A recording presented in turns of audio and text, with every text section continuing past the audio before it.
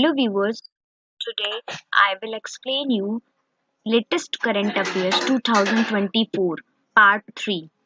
So without taking much of your time, let's start the question with answer. Okay?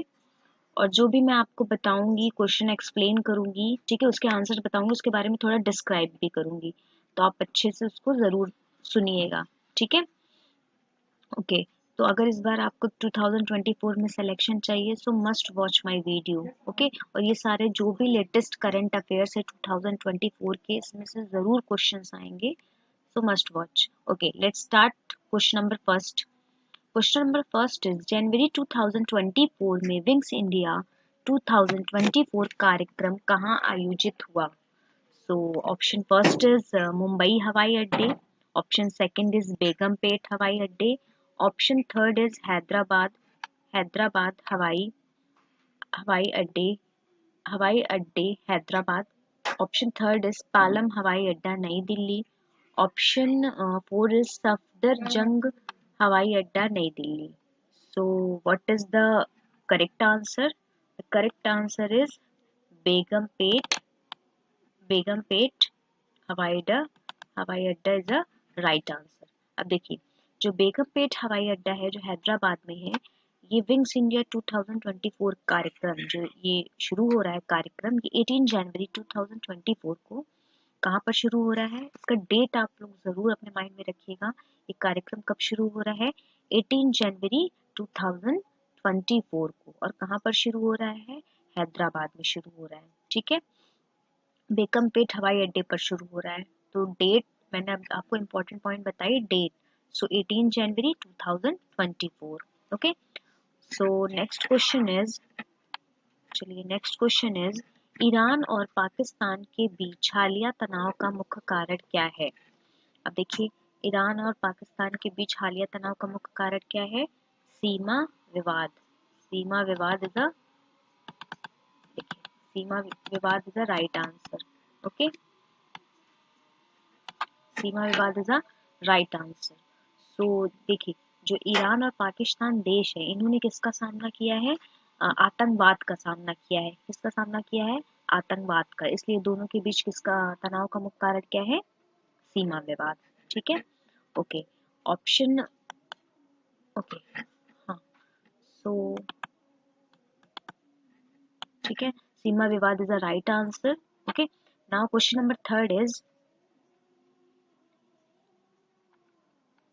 लगातार चौथी बार बांग्लादेश के प्रधानमंत्री के रूप में किसे चुना गया है?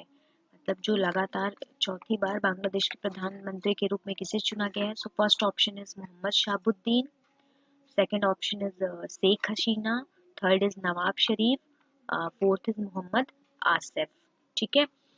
तो इसमें से चौथी बार बांग्लादेश के प्रधानमंत्री को किसे चुना गया है? गेस करिए आंसर क्या होगा, what is the correct answer?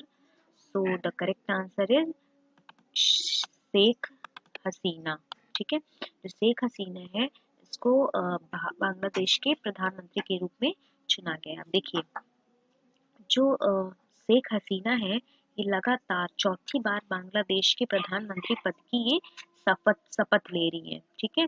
और जो शपथ ग्रहण है, ये कब शुरू होगा? गुरुवार को ये शुरू हुआ, ठीक है। गुरुवार को हुआ, ढाका के कहाँ पर हुआ होगा? ढाका के बंग भवन के दरबार हॉल में होगा। कहाँ पर होगा ये शपथ ग्रहण समारोह? ढाका के बंग भवन के दरबार हॉल में होगा, ठीक है। बहुत इंपॉर्टेंट है कि ये कहाँ पर, ये भी क्वेश्चन आ सकता है कि ये जो शपथ ग्रहण है ये किस हॉल में होगा, तो हॉल का नाम क्या है? बंग भवन, ठीक है। Okay, question number, move on, question number four. Question number four is, Gabriel Attal किस उम्र में आधुनिक फ्रांसीसी इतिहास में सबसे कम उम्र के प्रधानमंत्री बने?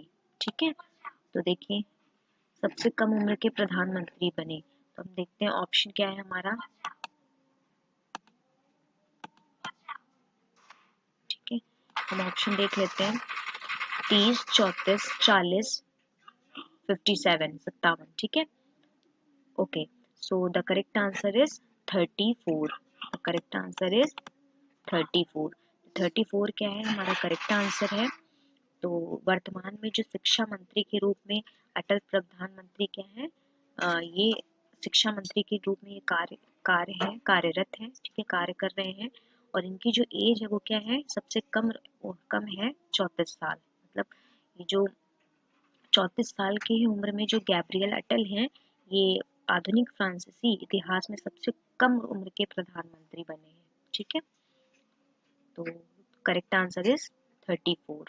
ओके, क्वेश्चन नंबर 5 इज जनवरी 2024 में बिम्स्टेक के महासचिव का पद किसने ग्रहण किया? तो option first is Manishankar Aiyar, option second is Indramani Pandey, option third is Lalmani Tripathi, option four is Mukesh Yadav. So the correct answer is Indramani Pandey, ठीक है। तो Indramani Pandey is a right answer. Okay, मैं आपको एक्सप्लेन करूंगी, बिम्स्टेक को एक्सप्लेन करूंगी, ठीक है। तो जो बिम्स्टेक है वो क्या होता है, एक क्षेत्रीय संगठन है। क्या है बिम्स्टेक? एक क्षेत्रीय संगठन है, ठीक है, जिसमें 7 देश, ठीक है, 7 देश दक्षिण एशियाई और दक्षिण पूर्व एशियाई राष्ट्र शामिल हैं, ठीक है। इसमें कौन कौन से देश शामिल हैं? बांग्लादेश, भूटान, भारत, म्यांमार, नेपाल, श्रीलंका, थाईलैंड, ठीक है। तो और जो ये बिम्स्टेक है, इसका प्रमुख उद्देश्य क्या था? अपने सदस्य देशों के बीच, मतलब ये जो 7 देश हैं, इनके बीच व्यापार, पर्यटन, स्वास्थ्य, पर्यावरण जैसे क्षेत्रों को बढ़ावा देना, ठीक है। तो इसका करेक्ट आंसर क्या है? इंद्रमणि पांडे, जो कि बिम्स्टेक के महासचिव पद इन्होंने 2024 में ग्रहण किया है, ठीक है। ओके, जनवरी 2024 में। Okay, question number 6 is Somalia के तट के पास अपहृत मालवाहक जहाज को बचाने के लिए थोड़ा हम स्क्रॉल कर देते हैं ताकि आपको विजिबल हो जाए। जहाज को बचाने के लिए किसी विशिष्ट किस विशिष्ट कमांडो इकाई ने ऑपरेशन चलाया? सो ऑप्शन फर्स्ट इज नौसेना के जवान, option second is Marcos, option third is SAS, option four is GIGN। So the correct option is Marcos, ठीक है, Marcos is the right answer, ठीक है। तो अब देखिए, मालवाहक जहाज जो है उसका नाम क्या है? MV लीला। क्या नाम है? MV लीला नॉरफोक। उस मालवाहक जहाज का क्या नाम है? MV लीला नॉरफोक को 4 जनवरी की रात को सोमालिया के तट के पास से अपहरण कर लिया गया था, ठीक है। लेकिन 15 भारतीयों सहित चालक दल के सभी 21 सदस्यों को बचा लिया गया और वे सुरक्षित हैं। मतलब उस जहाज का क्या नाम है? ये इंपॉर्टेंट पॉइंट टर्म्स हैं। MV लीला नॉरफोक, ठीक है। और डेट आपको पता होनी चाहिए, 4 जनवरी की रात को सोमालिया के तट के पास से क्या कर लिया गया था? अपहरण कर लिया गया था, ठीक है। लेकिन उसमें से 15 भारतीयों और जो चालक थे 21 सदस्यों को क्या कर लिया गया? बचा लिया गया और वो अब सुरक्षित है। और उस बचाने के लिए जो ऑपरेशन चलाया गया उसका नाम क्या है? मारकोश ऑपरेशन, ठीक है। क्वेश्चन नंबर 7 इज जनवरी 2024 को ब्रिक्स समूह में शामिल होने वाले नए नए सदस्य देखिए नए सदस्य वेट वेट हाँ, तो देखिए नए सदस्य कौन है? So option first is Argentina, Brazil, दक्षिण Africa, option B is Mexico, Australia, तुर्की, option third is Canada, Japan, Germany, option four is मिस्र, इथोपिया, ईरान, सऊदी अरब और संयुक्त अरब अमीरात। So the correct answer is मिस्र, इथोपिया, ईरान, सऊदी अरब और संयुक्त अरब अमीरात इज द राइट आंसर, ठीक है। अब देखिए क्वेश्चन नंबर 8 क्या है? हाल ही में मिस्र के राष्ट्रपति चुनाव में अब्देल फताह अल सीसी को कितने वोट वेट हाल ही में देखिए हाल ही में मिस्र के राष्ट्रपति चुनाव में अब्देल फताह अल सीसी को कितने प्रतिशत वोट मिले थे? तो ऑप्शन इज ऑप्शन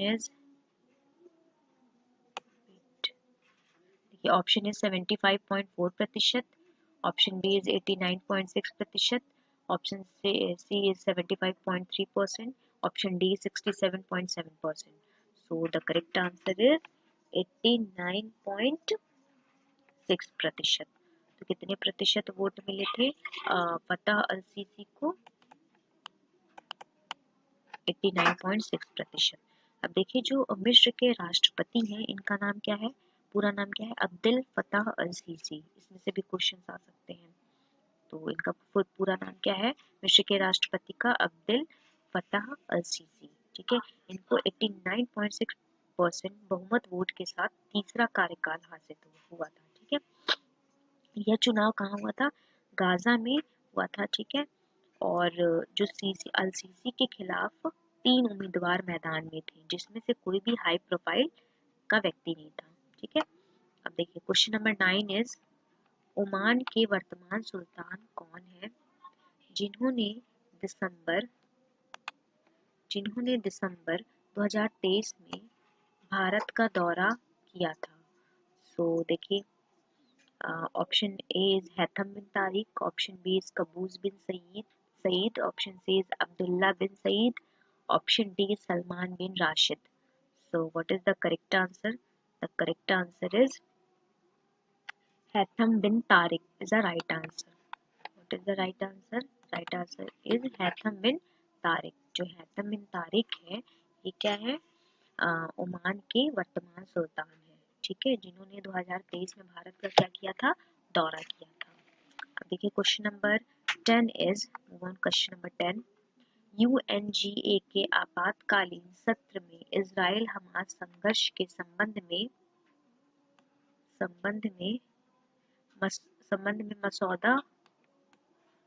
मसौदा प्रस्ताव में क्या मांग की गई?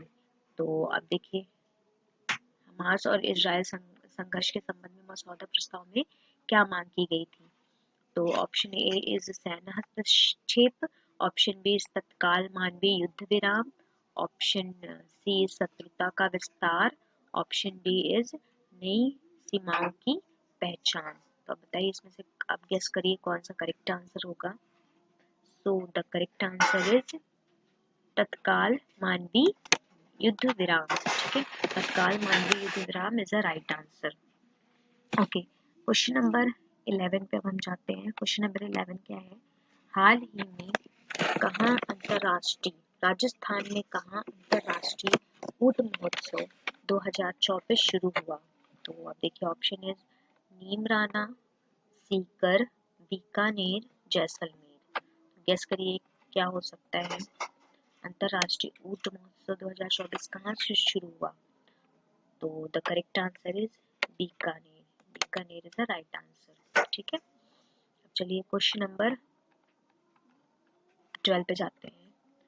हाल ही में कहाँ दिल्ली का पहला अंतरराष्ट्रीय पतंग उत्सव शुरू हुआ है? तो देखिए हाल ही में दिल्ली में पहला अंतरराष्ट्रीय पतंग उत्सव कहाँ शुरू हुआ? तो अब option first is Mehrauli, option second is Panchsheel, option third is Lakshmi Nagar, option D is Banswara. So the correct answer is Banswara. Okay, अब देखिए क्वेश्चन नंबर 13 इज हाल ही में भारतीय वायुसेना ने कहाँ ऑपरेशन सर्वशक्ति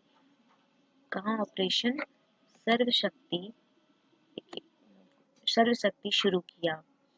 तो option first is Jaisalmer, option second is Bengaluru, option C is Jammu Kashmir, option D is Chandigarh. So बताइए क्या होगा इसका? ऑपरेशन सर्वशक्ति कहाँ शुरू हुआ? भारतीय वायुसेना ने जो ऑपरेशन सर्वशक्ति है वो कहाँ शुरू किया? तो correct answer is Jammu Kashmir.